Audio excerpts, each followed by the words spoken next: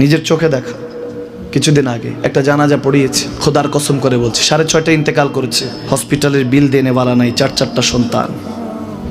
অ্যাম্বুলেন্সে ঘরে ঘরে আসবে, 1000-1200 টাকার বিল দেনেওয়ালা নাই। কি বুঝলেন? ক্ষণস্থায়ী দুনিয়া।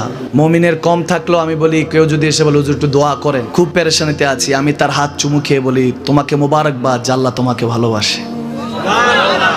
পেরেশানি তো মালিক দেয়, এই জন্য এটা রহমত মুমিনের জন্য। পেরেশানি দেয় যখন ফেরেশতারা বলে আল্লাহ চাইতেছে চাইতেছে, টাকা পয়সা চাইতেছে, বলে এটা কি?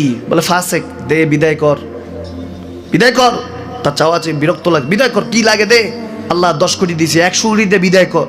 মুমিন যখন চাইতে থাকে আল্লাহ আমাকে কিছু লাগবে, যখন একটু করে চায় আমার মাটাকে সুস্থ করে দাও, বাবাটাকে আল্লাহ আমার স্ত্রীকে, আমার আমাকে একটু তৌফিক দাও, চাইতে থাকে মুমিন। আল্লাহ বলে যখন ফেরেশতারা দেখে মুমিন চাচ্ছে, দেরি করতে পারে না, তাড়াতাড়ি খাজানা নিয়ে দিতে নেবে, আল্লাহ বলে রাখোস না, এত তাড়াহুড়া কিসে?